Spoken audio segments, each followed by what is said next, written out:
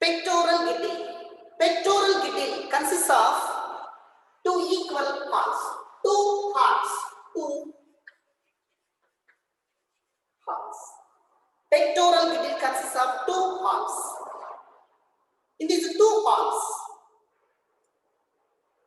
the forelimb is attached in the axial skeleton.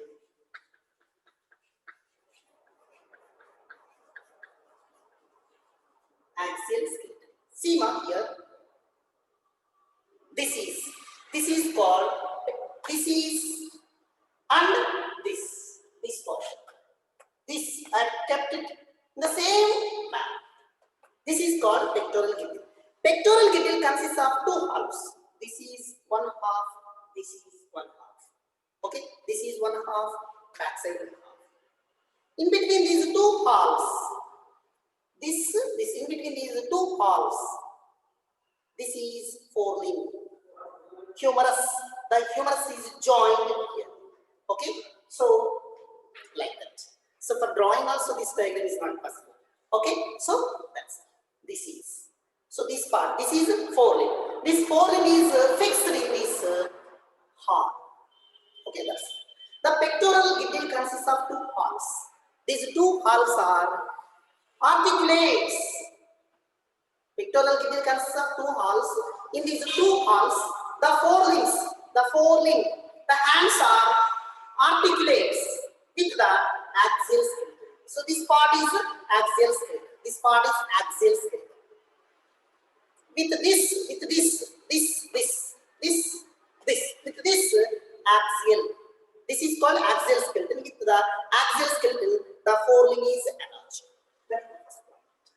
Once again, the pectoral girdle consists of two halves, front, back, two halves. In these two halves, the forelimbs are articulates with the axial skeleton.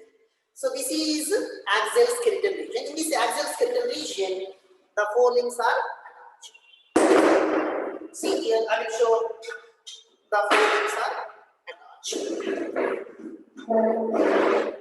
See here, this is called back portion. If you clearly see this is called back portion. In the same way, this is called front portion.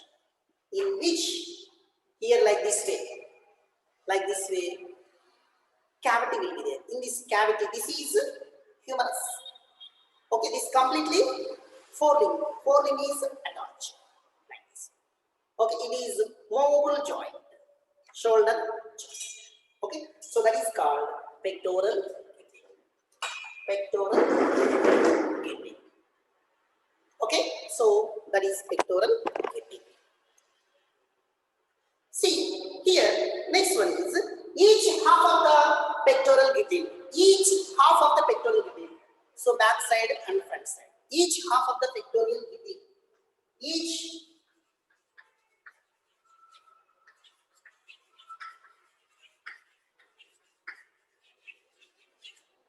half of the pectoral girdle consists of bones. So this is, here will be there. If you keep hand, you will get to know that. Here. So inside, if you keep here hand, you will get to know that. So that is called collarbone. Here it will be there. This is called collarbone. Okay, clavicle bone. It is also called collarbone. Each half of the pectoral girdle consists of. So each half of the pectoral girdle consists of bone. That is called clavicle bone or collarbone. Here clearly visible upside. Here clearly, if you keep hand, you can get to that sensible. Each half of the pectoral girdle consists of clavicle bone and this is scapula. This is called scapula. So this is called. It is collarbone. This is called scapula.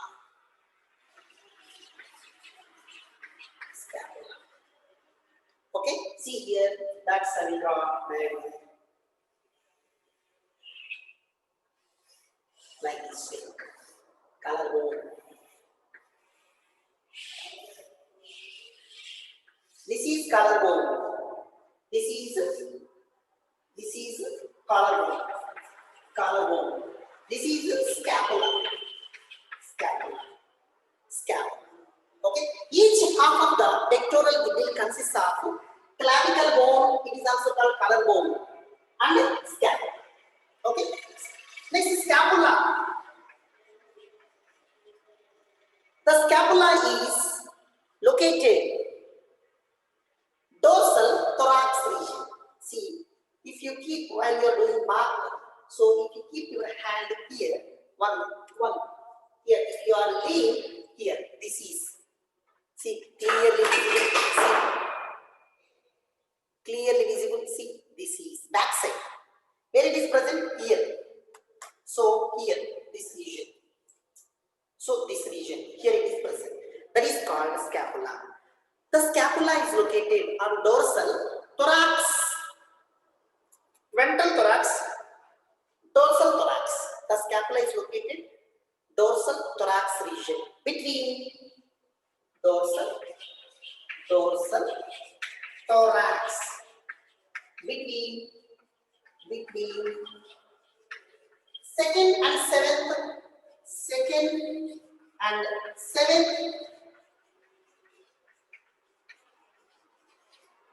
vertebra, between second and seventh vertebra. Okay, so this is scapula.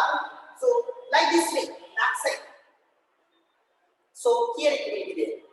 If you keep your hand clearly, if you keep like this way, so a triangular flat bone is exposed.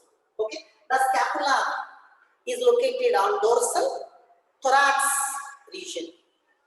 It is a triangular flat bone, located triangular flat bone between second and seventh vertebral column. It is located. So that picture seems to be like this way, like this way. This is, it is one scapula, it is one scapula, like this way. Okay. The scapula has slightly elevated ridge. The scapula, so see here, so it is flat bone. On the flat, slightly elevated ridge. The scapula has here, like this way, like this way.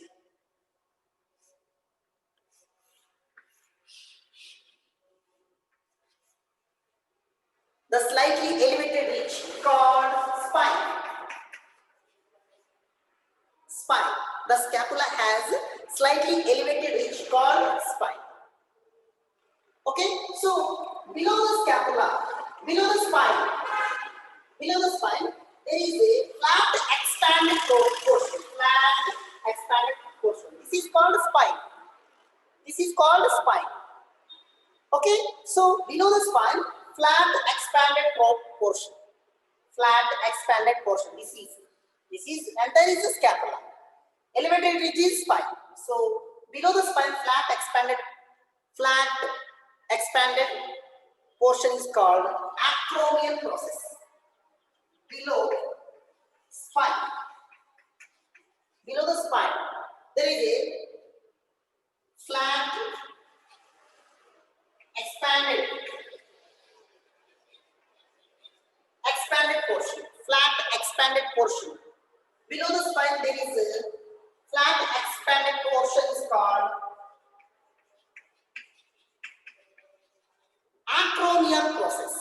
Okay, so this is called acromion process. Acromion process. Okay, so this is called acromion process. This is called acromion process. So next, at the end of the acromion process, there is a cavity. There is a cavity here. Cavity. This is a cavity. There is a cavity. Okay. So at the end of the acromion process, here, there is a cavity. So this is called cavity. This cavity is called glenoid cavity. Below or end of acromion process. End of acromion process. there is a cavity that is called glenoid cavity. Glenoid cavity.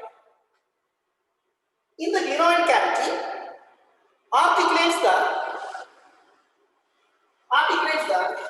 bone, shoulder bone, articulates the human. Articulates the human. In this cavity is called glenoid cavity, in which humerus is joined and forms shoulder joint. Here one cavity will be there. So this is called cavity. In this cavity, humerus joined and forms shoulder joint.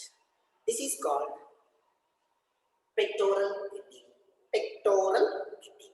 Okay. So like this way. This is back portion.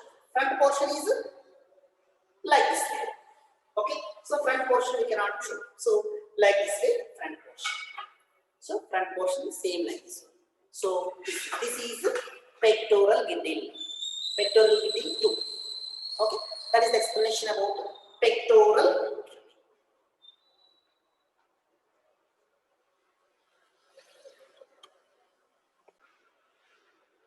See here, pelvic girdle. Is it visible? Yes. Yes.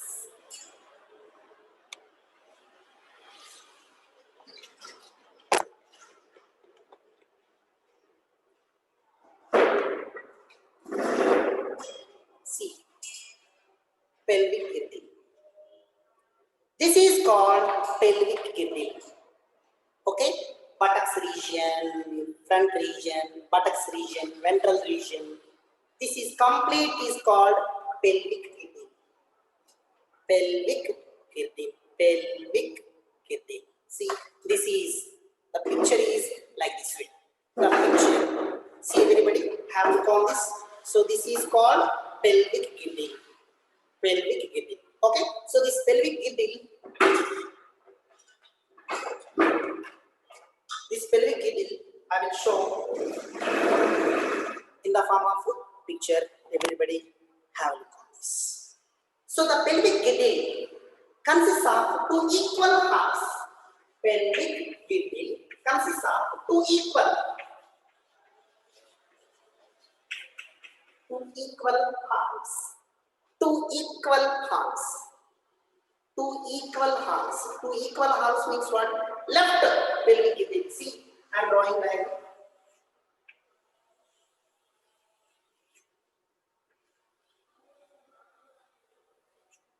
Like this. Like this.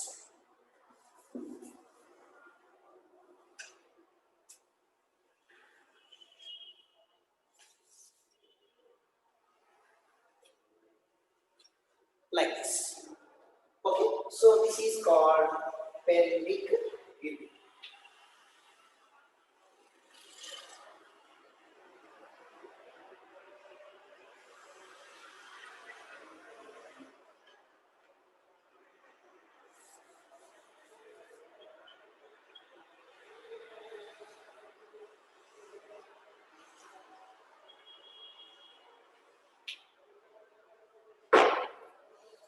So this is called pelvic girdle. Pelvic girdle consists of two equal halves. It is half. Pelvic girdle consists of two equal halves. These are called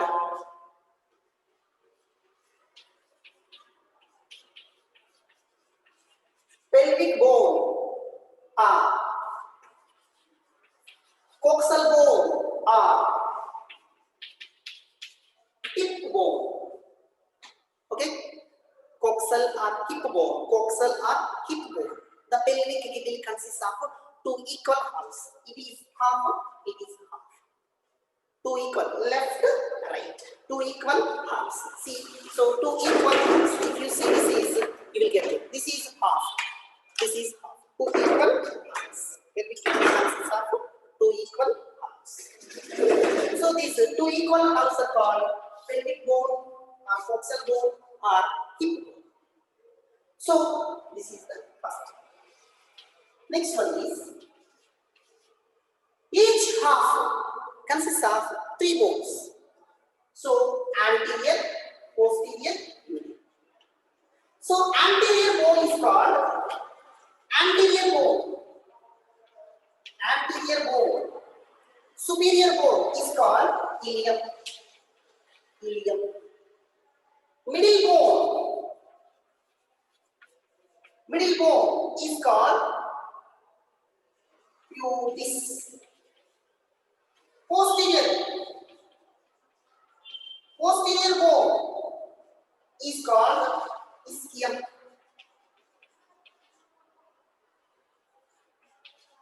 Ischium. Ischium. Ilium, pubis, and ischium. Okay, so like this. Okay, so like this. Ilium, anterior, middle, pubis, posterior, ischium. So these three bones are joined together. These three bones are joined together. Where these three bones are joined together, after joining at the lower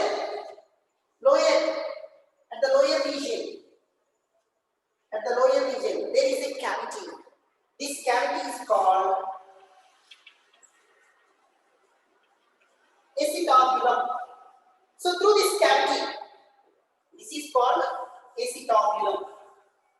The cavity is called acetabulum. Acetabulum. Through this cavity, the long thigh bone is articulated here.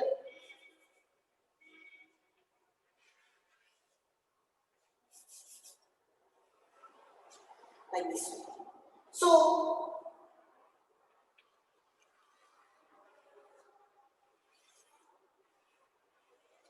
longest thigh bone. Longest thigh bone. Longest thigh bone. Here, like this way. Longest thigh bone is articulates. Longest thigh bone. Okay, like this way. Longest thigh bone is articulates. Okay, so where these three bones are joined, after the joining of these three bones, below each pelvic girdle, there is a cavity. This cavity is called acetabulum. Acetabulum. So this side cavity is called acetabulum. In the acetabulum, the longest thigh bone. In the acetabulum, so the longest thigh bone is articulates and forms thigh bone. Thigh bones. Okay, so this is the explanation. Next, where two halves.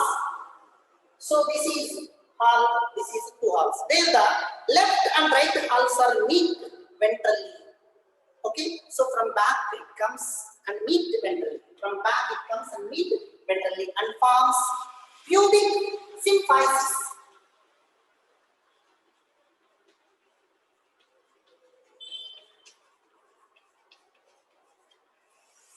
Pubic symphysis forms pubic symphysis.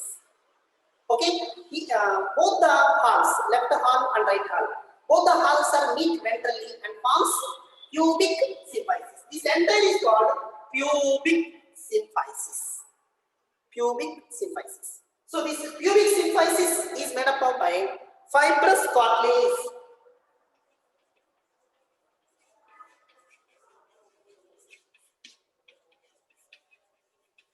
Fibrous cartilage. Okay, so this entire region, front, back. Okay, this entire region is called pelvic girdle. So left pelvic girdle, right pelvic girdle. Both the halves are meet ventrally and forms pubic symphysis. The pubic symphysis is made up of by fibrous cartilage. Okay, so this pubic symphysis is made up of by fibrous cartilage. Okay, so this is the explanation about pelvic girdle. Very easy. Okay, that's it. Next topic is joints. Joints are essential for all types of movements.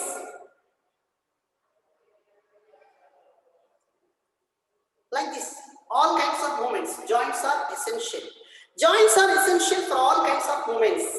Involve the bony parts of the body. Involve the bony parts. So in movement of our body parts, mainly bony parts are involved. Joints are part of contact between bones and cartilages. Joint, shoulder joint, elbow joint, wrist joint, digit joint, okay, pelvic joint, knee joint, ankle joint, toe joint, like this. Joints are part of connections between the bones and cartilages. It is cartilage below, bone is there. It is cartilage below, bone is there. Here cartilage, which is associated with atlas and axis. Like this way, total body. Joints are part of contacts between bones and cartilages. Generally, I am lifting the hand. The movement is generated by muscles. Movement, so not the skeleton first. So to the skeleton, muscles are attached. So first, to make it move, movement generated by muscles. Initially, the movement generated by muscles. Movement is generated by muscles. So these muscles use that movement for moving. Okay, initially the movement is generated by muscles are used to carry out movements through joints. Okay, that is okay. So the joints explanation. So movement. Okay, so for example, this is next. Here, firstly, movement is generated by muscles. So force to lift the hand, something force is required. Okay, to lift the hand, some force is required. To lift the board, to lift the dust, some force is required. Force is generated by our muscles. Force is generated by muscles, which is carried out for movements by the joints. So initially, so to move, the force is generated by our body muscles. That force is carried out to make it movement of our body parts through joints. Okay, whatever it may be. For any movement, the first movement is generated by our body muscles. So that force through muscles are carried to various parts of the body and helps to movement of the body parts through joints. Okay, that's it. Simply joints acts as fulcrum. The joints acts as fulcrum. Fulcrum means what? Just like support. The joints acts as fulcrum. Fulcrum means what? Support. If joints are not support, we will walk like this. We cannot bend like this way, like a robot who will walk. So the joints acts as a fulcrum. Fulcrum means support. So where joints are present effectively, those joints will support for moving of our body parts. Okay. So the movements are varies from one part to another part. The movements are varies from one place to another place. One part to another part. See, like this way, it is one type of movement. So completely going to that side, completely coming to this, bending, running. So the movements are different, depending upon different parts. Okay, so types of joints.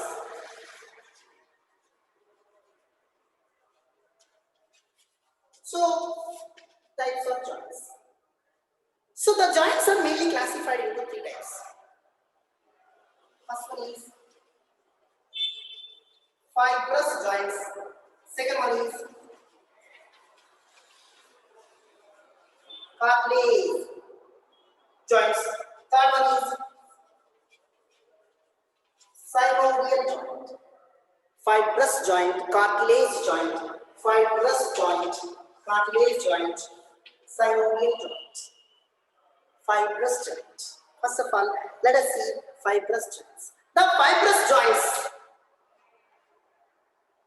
The fibrous joints don't allow any type of movement. So fibrous joints don't allow any type of movement. These are made up of dense, irregular connective tissue. Dense irregular connective tissue. Dense irregular connective tissue. Fibrous joints are made up of dense irregular connective tissue. So these are again three types. Fibrous joints again three types. Those are sutures,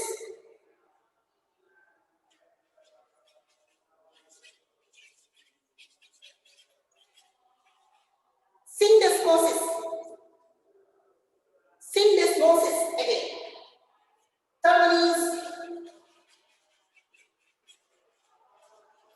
gonphoses. Okay, so first of all, sutures. So before seeing fibrous joints, don't allow movements. Okay, so these fibrous joints are made up of dense irregular connective tissue. Dense, thick, irregular, like this, irregular, dense, like this way, irregular, dense. Dense means thick, irregular connective tissue. These are divided into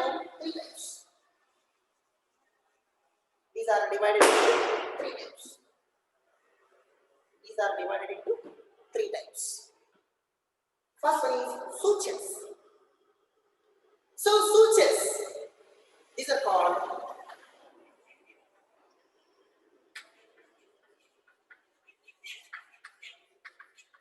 cranial sutures. Already said cranial sutures.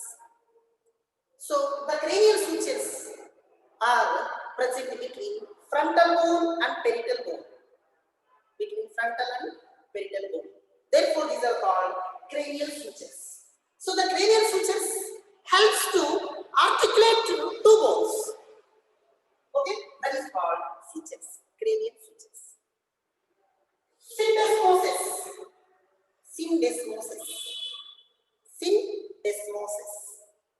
So here, see here, for example, interosseous membrane.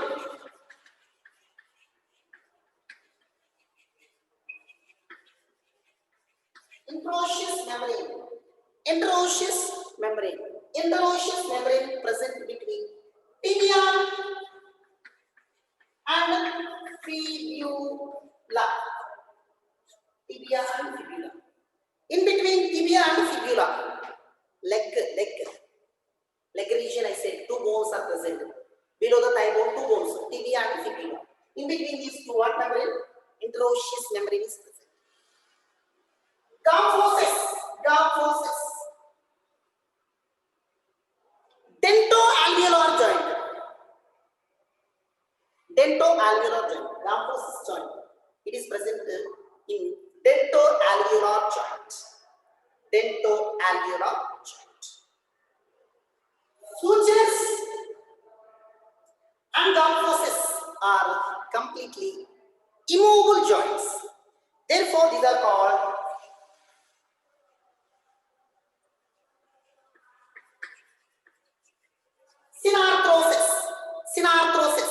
synarthrosis. Yes.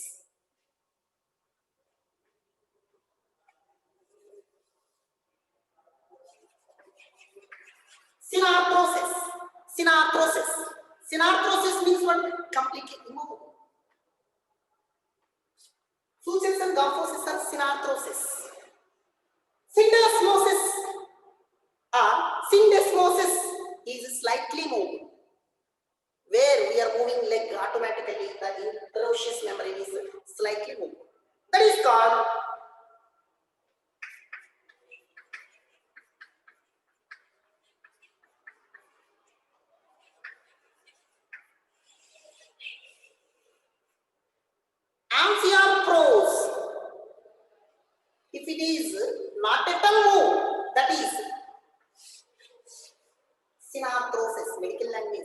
synarthrosis.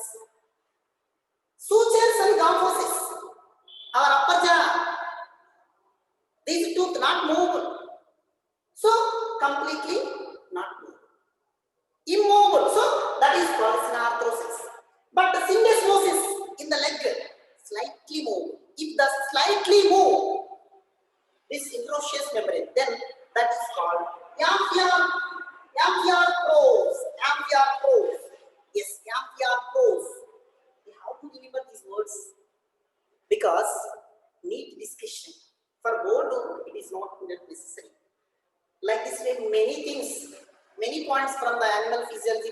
Beginning, I used to say, those are all belongs to objective discussion, objective concept. This is objective concept. So, when which of the following muscles are synarthrosis? The sentence will come in objective discussion. So, that objective related concept teaching I am giving. In future, objective bits discussion I am giving. Here, objective concept discussion is going on. This much explanation in textbook not there. Okay.